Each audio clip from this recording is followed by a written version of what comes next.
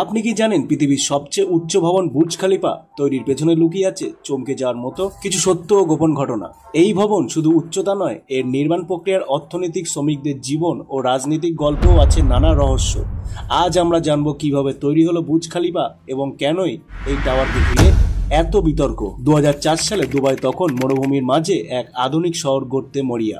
শেখ মোহাম্মদ বিন রশিদ আল মাকতুম চেয়েছিলেন বিশ্বের দৃষ্টি আকর্ষণ করতে এমন কিছু বানাতে হবে যা আগে কেউ ভাবেনি। তাই পরিকল্পনা করা হয় এক বিশাল ভবনের, যেটি হবে বিশ্বের সবচেয়ে উঁচু। প্রকল্পটির নাম তখন ছিল বুর্জ দুবাই। কিন্তু এটা ছিল শুধু একটা ভবন না, বরং দুবাইয়ের অর্থনৈতিক পুনর্জন্মনের এক প্রতীক। 2004 সালে জানুয়ারিতে নির্মাণ কাজ শুরু হয়। দায়িত্ব পায় দক্ষিণ কোরিয়ার প্রতিষ্ঠান স্যামসাং অ্যান্ড C&T, বেলজিয়ামের B6 এবং UAE এর আরবিটি ডিজাইন পর্যন্ত করে দেয় মার্কিন প্রতিষ্ঠান। ভবনের নকশা করা হয় ইসলামী স্থাপত্যের অনুপ্রেরণা, হাই মোনোকালিস ফুলের গঠন অনুযায়ী। নির্মাণের প্রতিষ্ঠানে 12,000 শ্রমিক কাজ করতেন, যারা বেশিরভাগই ছিল দক্ষিণ এশিয়া থেকে, বাংলাদেশ থেকে, ভারত ও পাকিস্তান, নেপাল থেকে। এই বিশাল ভবন নির্মাণের জন্য আড়ালে ছিল হাজার হাজার শ্রমিকের চোখের জল। দিনে 12 থেকে 14 ঘন্টা কাজ, তীব্র গরমে অল্প মজুরি। এমনকি অনেক শ্রমিক অভিযোগও করেছেন বেতন না পাওয়া, পাসপোর্ট আটকে রাখা আর জোর করে কাজ করিয়ে নেওয়া। একাধিক আন্তর্জাতিক সংস্থা তখন দুবাই সরকারের সমালোচনা করে,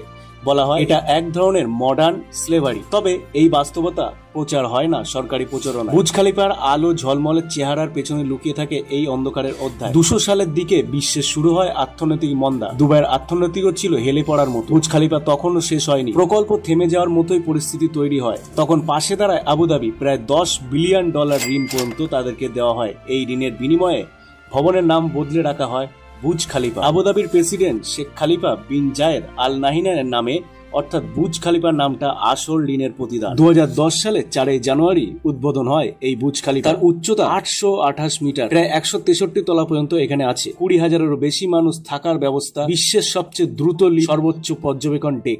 এই ভবন শুধু স্থাপত্য নয়, বরং এক রাজনৈতিক প্রতীকে পরিণত হয়। এর মাধ্যমে দুবাই নিজেকে ঘোষণা করেন, আমরা ছোট দেশ হলেও স্বপ্নে সীমাহীন। বুর্জ খলিফার ব্যবহৃত হয়েছে আধুনিক প্রযুক্তি, বিশেষ কংক্রিট যেটা 45 ডিগ্রি গরমেও শক্ত থাকতে পারে। ভবনের কাঠামো ব্যাটে শটকো ডিজাইন, যাতে বাতাসের দুলেও দাঁড়িয়ে থাকতে পারে। প্রতিদিন ভবন থেকে 15 লাখ লিটার জলের রিসাইকেল করা হয়, যা ব্যবহার করা হয় বাগান, ফোয়ারা ও এসিতে। বুর্জ খলিফা এখন অন্যতম টুরিস্ট আকর্ষণ হয়ে দাঁড়িয়েছে। প্রতিদিন হাজারো হাজারো মানুষ আসে ভবনের টপ ফ্লোর থেকে দুবাই দেখার জন্য। কিন্তু এখনো ভবনের নিচের তলায় ফ্ল্যাট খালি পড়ে থাকে, বাড়ি ভাড়া অত্যন্ত বেশি। অনেকেই বলেন ভাবনাটা যতটা দৃষ্টিনন্দন ততটাই শোপিস, বাস্তব ব্যবহারে কম।